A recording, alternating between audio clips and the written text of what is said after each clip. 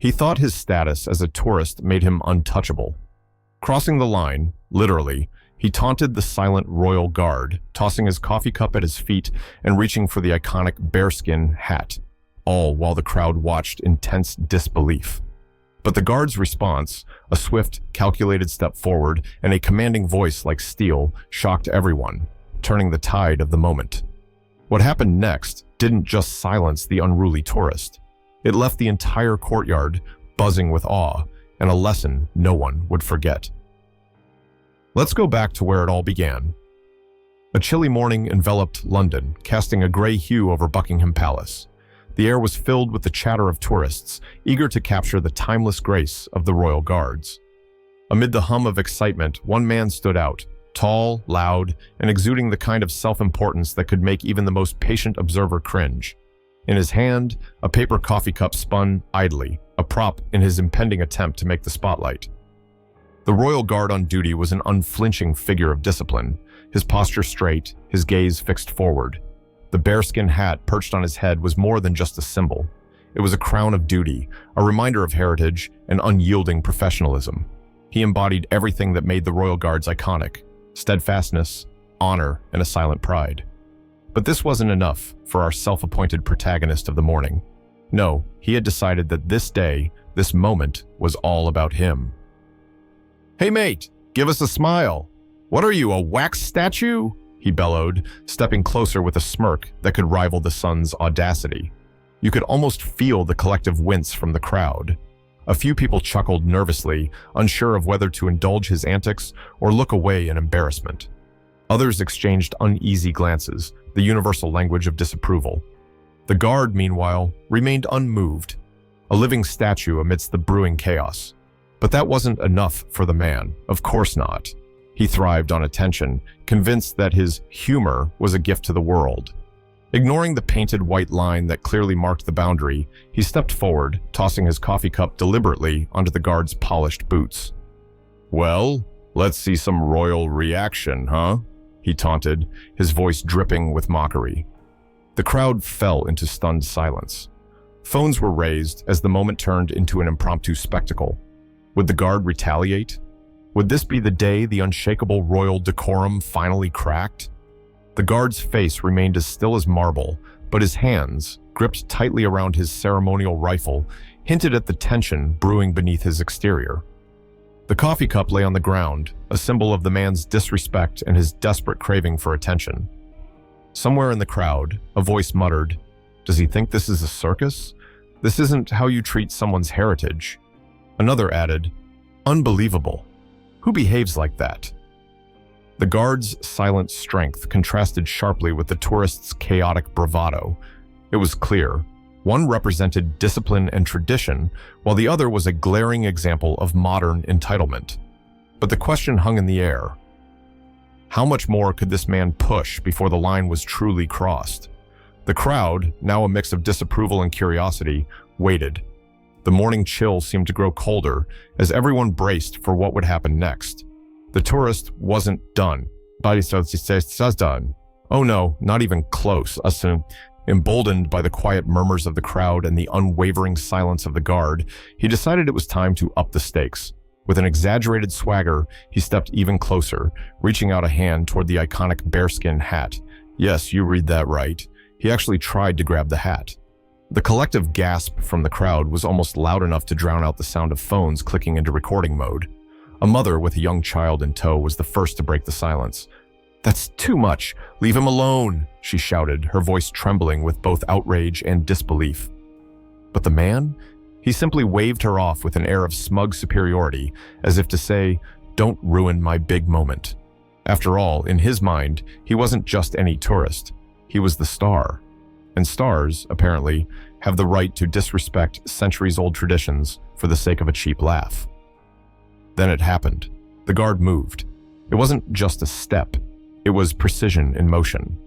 In one swift, controlled movement, the guard shifted forward, his gleaming ceremonial sword catching the pale morning sunlight.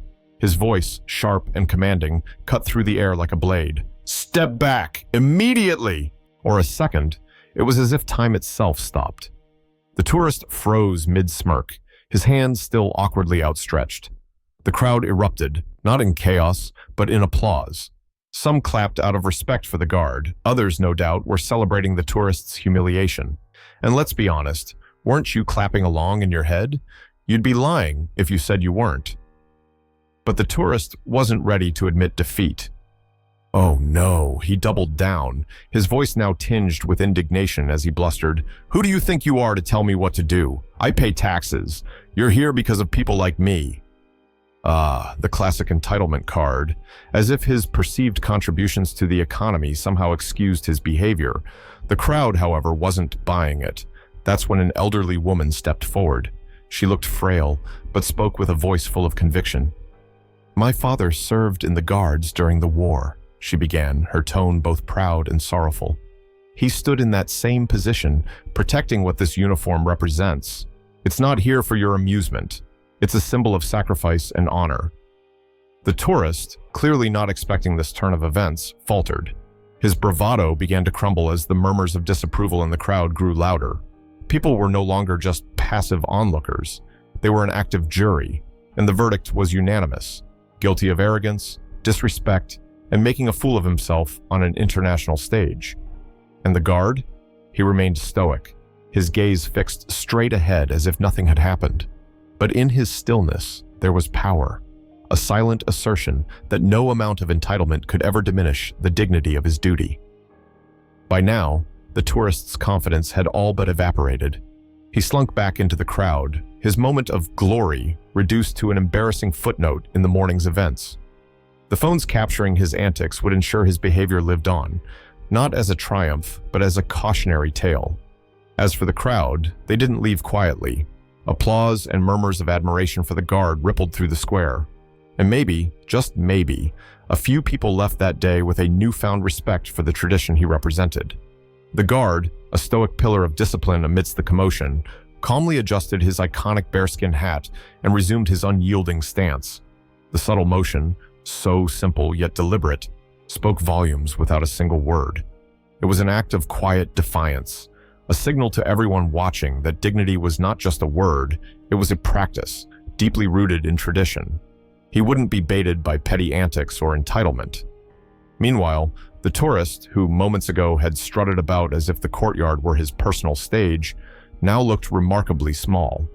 His earlier arrogance was melting away under the relentless weight of the crowd's judgment. Where he had expected cheers or laughter, he now faced a wall of disapproving stares.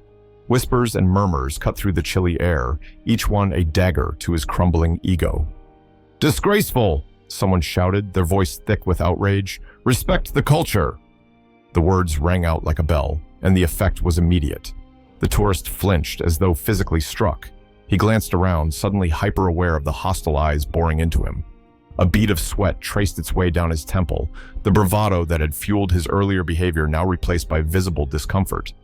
And yet, he tried to save face. "I pay taxes," he sputtered, his voice weak and defensive. "I'm allowed to be here." The crowd wasn't buying it. If anything, his excuse only deepened their scorn.